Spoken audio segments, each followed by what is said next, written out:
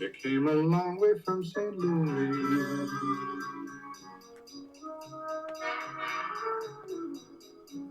You climbed the ladder of success.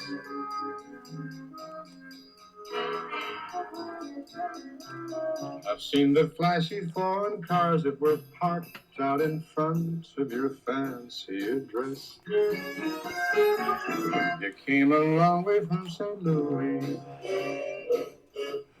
Well, one of these narrow casts will figure out how to avoid bumping these oversized headphones into the microphone and instead uphold the classic commercial news talk radio values and practices that I engaged in over the years at a variety of talk radio outlets around the lower 48.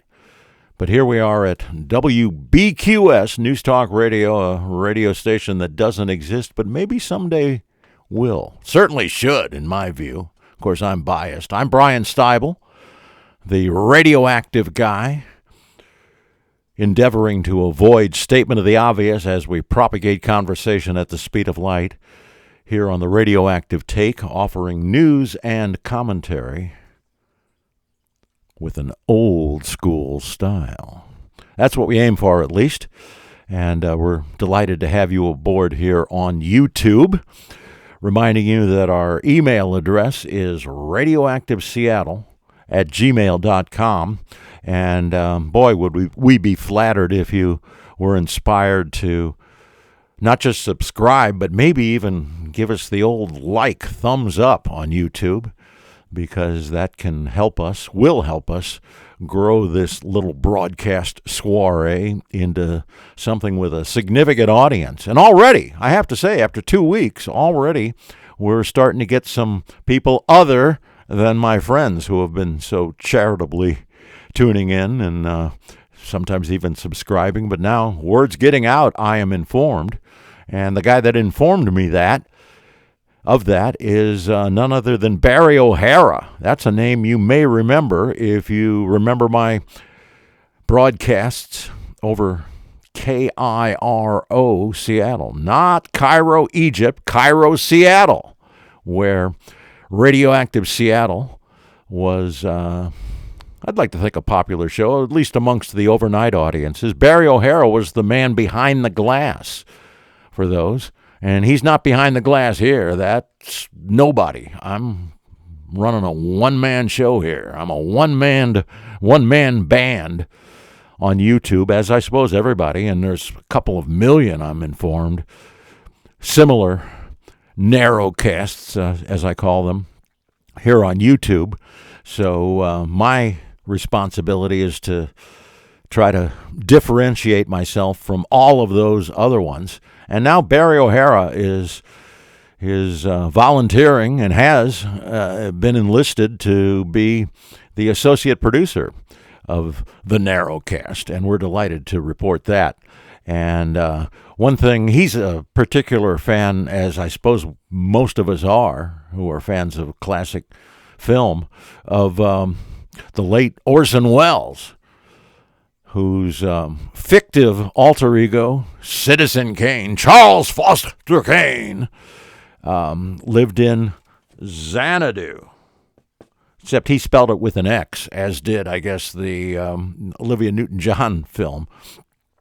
But we spell it with a Z to honor Mr. Dylan, Mr. Zimmerman, Robert Zimmerman, better known as the Nobel laureate in literature, Bob Dylan, who we mention from time to time here. On the radio, we always kept Dylan out of it because, as I explain in the book I'm writing about Dylan, it's not a biography, it's a memoir of my years publishing Zimmerman Blues magazine at its time, in its time back in the 1970s, the world's only publication devoted exclusively to the doings of Mr. Dylan. When I was on radio, and as I explained in the introduction of that book, that maybe someday I'll finish, the subtitle is An Acolyte Assesses His Achievement. I'm not going to tell you what the principal title is because it's been embargoed by my agent. But that's the subtitle. And in its introduction, I call it a foreword, I point out that the reason I never talked about Dylan on any of my broadcasts or around the lower 48 doing commercial news talk radio is because commercial news talk radio is always on the AM band, as I proudly was my entire career. Even when I was a traffic reporter, most of my traffic reports for metro traffic in Los Angeles were also on AM stations. A few of them were on FM stations, I suppose. But I consider myself an AM kind of guy, and FM is where Dylan is heard. He's an FM act for a host of reasons. He's had a few singles on the pop charts, so he was and has been heard over the years on AM, but not principally. He's an FM act, and talk radio is an AM kind of thing. So we didn't talk about Dylan on the radio, but we talk about him here at WBQS News Talk Radio because, well, as it was expressed to me by somebody when I was first thinking of doing this here on YouTube, they said, and you're not going to downplay Dylan. I mean, that's what people identify you with. You're a Dylanologist, Styble, so don't be afraid to mention Dylan, especially since he's experienced something of a renaissance in his career in recent years. Although he's still on the never-ending tour. He's taking a break from it right now, but he'll be back on the road as he has been ever since the 7th of June, 1988, that Tuesday night when he debuted what has become known as the Never-Ending Tour. And some 4,000 performances later, all over the globe, he's still doing it. And we're still doing the Radioactive Take, wrapping up our second week here as we kick around the culture and try to avoid statement of the obvious when we talk about whatever happens to come up. And I thought on this edition we'd be talking and following up on what we alluded to yesterday, that is the importance of not dismissing, as so many young people do these days, monochrome films. I've got this friend up in the Carolinas, and he's about a quarter century younger than me. And when I tell him to watch certain classic films that he's, in many cases, never even heard the title of, much less seen, I say, hey, watch Citizen Kane with Xanadu, or watch On the Waterfront, or watch Sunset Boulevard. You're really missing something by not watching these films, but he won't have any of it. He says, no, I got to have color. And in a sense, I understand that because I felt deprived growing up on black and white television when many other families in the neighborhood had color TV, but we didn't. My dad was waiting. He wanted to get a color TV, but he wanted to get the latest and greatest, and he also wanted to wait until this move he was in the process over about a year and a half of that he was in the process of engineering, because it involved not just a move. Many families move with some frequency. We didn't move too often, but when we did, it was always into a new house that my dad, who was a builder, we had a brick contracting company, Styble Bricklaying, and he would always build the house himself, which I felt great about. I mean, coming home to a place knowing that Dad laid many of those bricks, and they were always brick homes, as you might imagine, might expect. But he said, no, we're going to this new house in 68, and when we're there, we'll finally have a color television. And we did. But that meant that the most colorful TV show in history, Batman, which was I don't think it's too strong to say, an obsession for me. My obsession with Batman was in part thwarted by the fact that I was watching it in black and white. So I understand my buddy's disdain for monochrome up in the Carolinas there, but I'm here to tell you on the Radioactive Take that he's really missing something, as are you if you happen to be somebody born around the turn of the century once television was ubiquitously, I'm trying to say, in full color, NBC, Peacock, and all. If you're one of those, you're selling yourself short by avoiding black and white films. And I'm not just talking about the modern ones that are made. Woody Allen, a member of the Xanadu Hall of Fame, he's one of the framed photos that I can't get right for the camera. There it is. Woody Allen's up there in the Xanadu Hall of Fame, as is, I might add, the late, great Bing Crosby. Once again, TV weathermen have this down. They know how to do everything in reverse, but I don't. But maybe sooner or later I'll get it together. There's Bing in a colorized, ironically enough, a colorized still shot.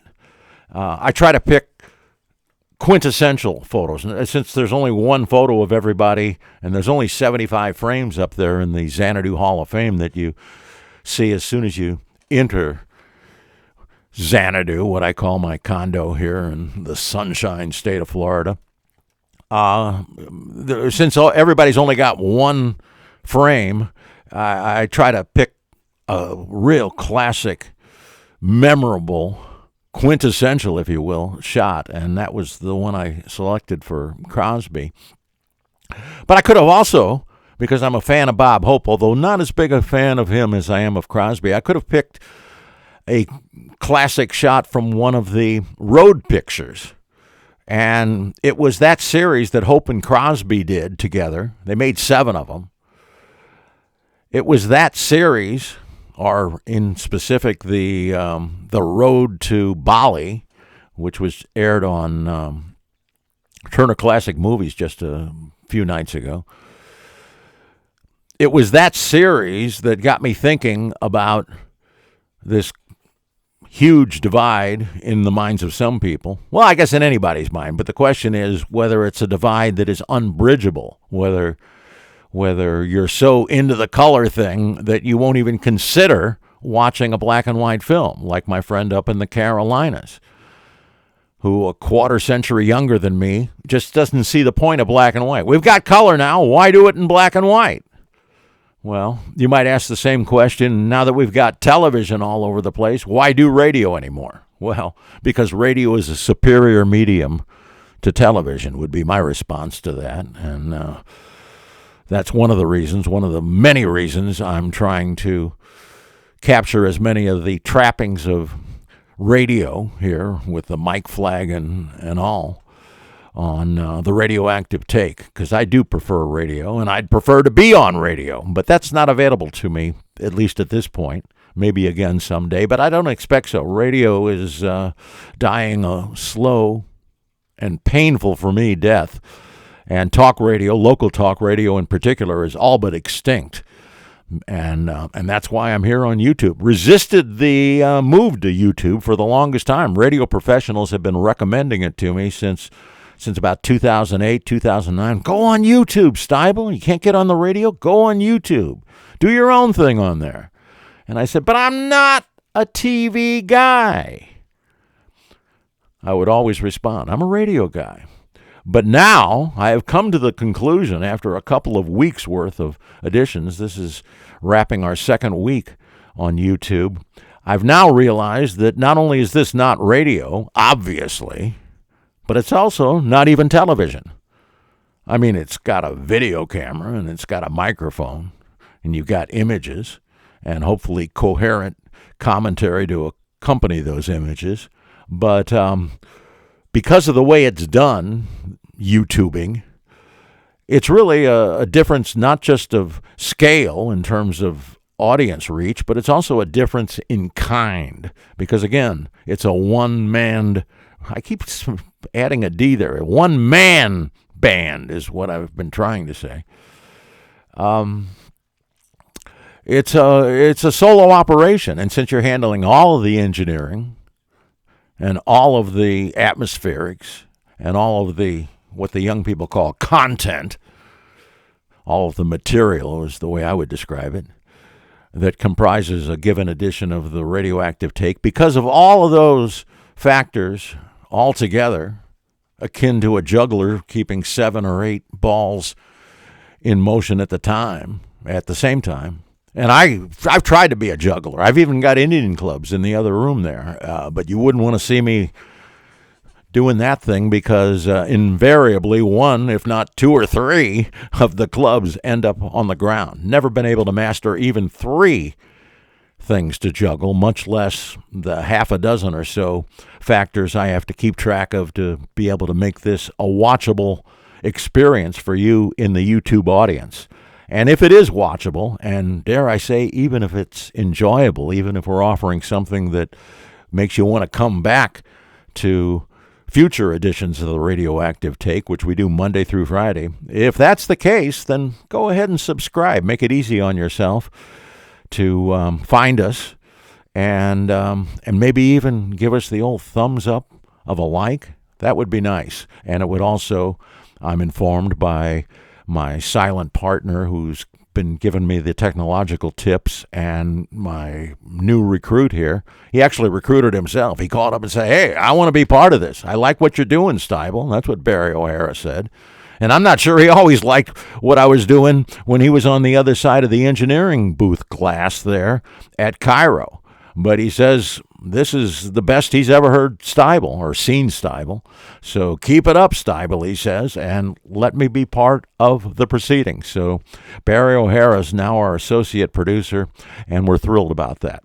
Anyway, about this monochrome versus color thing, what made me think about it were the road pictures, because I stumbled onto the road to Bali the other night on TCM, and I had always assumed it was in black and white, like all the earlier ones were. And in fact, like the final road film was, which wasn't made until 1962, when Hope and Crosby were both getting up there in years, and did it in black and white. The Road to Hong Kong's in black and white, but it was made by a different studio. All the other ones were made by Paramount, which is right across the street. I mean, right across Gower Avenue from where I lived in Hollywood for a year in the early 80s. Intersection of Willoughby and Gower was where I was, and we used to sometimes take the guitars over and play them right there in the shadow of the wall that surrounds the studio that is known as Paramount, the back lot. And we used to imagine maybe a talent scout's on the other side of the wall there and will discover us. Problem is, I'm not, even today, a talented enough guitarist, much less back in 1981, to be able to impress any talent scout. But I would also take the guitar up to the cemetery that's immediately to the north of the Paramount back lot, which is what's known as the Hollywood Memorial Cemetery, I guess. It's where Tyrone Power is buried, and it's where Cecil B. DeMille is buried, and he's got quite a setup with a bench even. And I used to go there and take the guitar and just strum away, wondering if the ghost of Cecil B. DeMille could hear me. He, not the director, but he is featured in the aforementioned Sunset Boulevard. He didn't make many films on camera. Made a lot of films off camera, but he didn't appear on camera too often. But he's in there, Cecil B. DeMille is, and he's in that grave in the Hollywood Memorial Cemetery that I used to serenade him at. Also in that Hollywood Cemetery is Rudolph Valentino, although he's in a crypt, and he's way up there. And he's up in the corner, but anybody that visits, in fact, I think there's even signs pointing you to his place of interment, and that's something to think about if you ever get to Hollywood. And I got to Hollywood, but now I'm here in Florida doing the Radioactive thing on YouTube at Radioactive Seattle at gmail.com.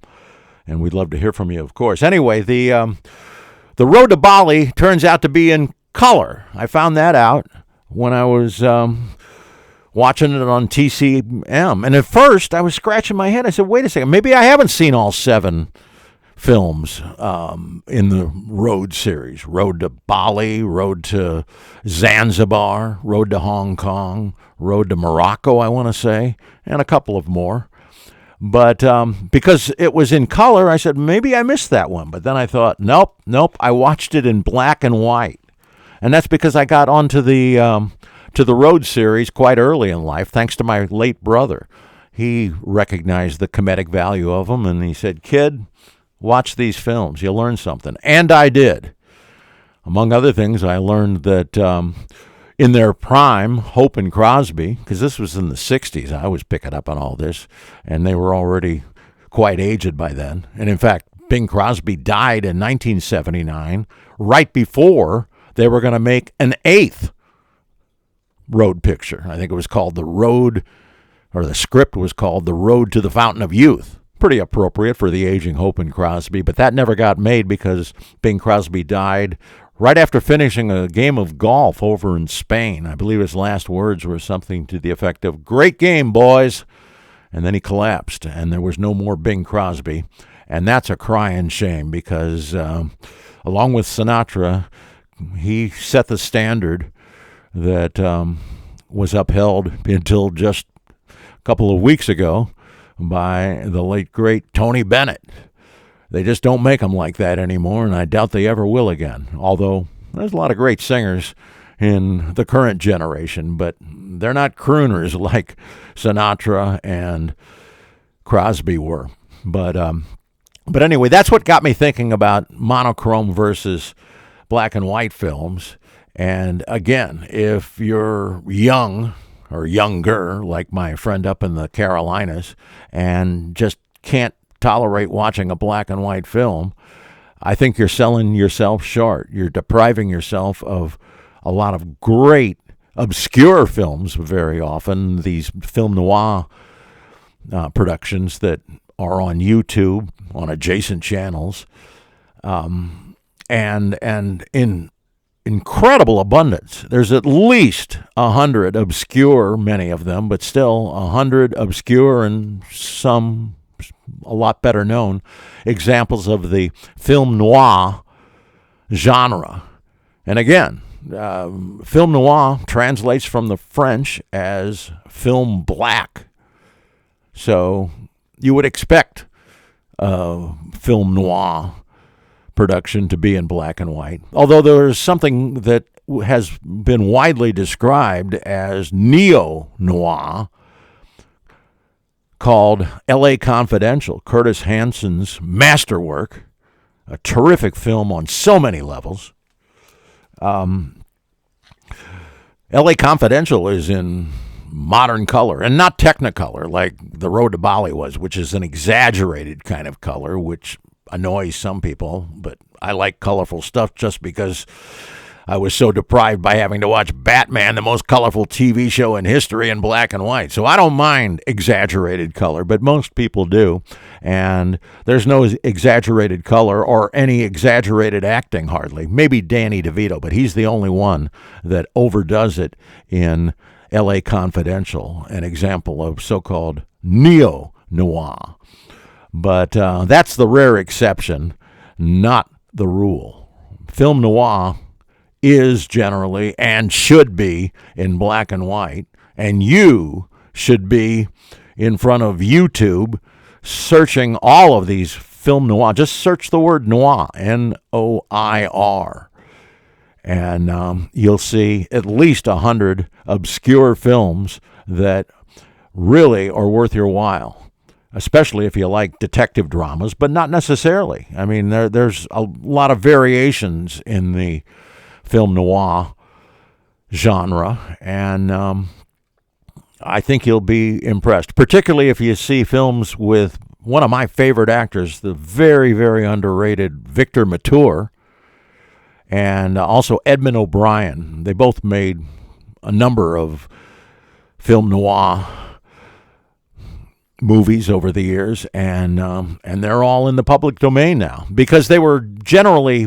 produced by what was known as Poverty Row, these various studios that were mostly aligned along Gower Avenue, the aforementioned Gower Avenue that divided my home up in an attic. I was living in an attic for a year in Hollywood, and Gower's what divided me from La La Land in the form of the Paramount back lot, where again, just about all of until the last one, which was made by a different studio, all of the road pictures were made right there on that back lot. I know that the point of the series was they were set all over the world, Morocco, Bali, etc. But in fact, they were filmed right there on the back lot at Paramount. So that's something you might look for on YouTube, and I certainly hope you'll look for me on YouTube next week. We'll do it again Monday through Friday. Please like us. Please subscribe to us. But more important, please watch us right here on YouTube. Brian Styble saying so long for this week, but we'll be right back again at it on Monday night. Until then, so long from Florida.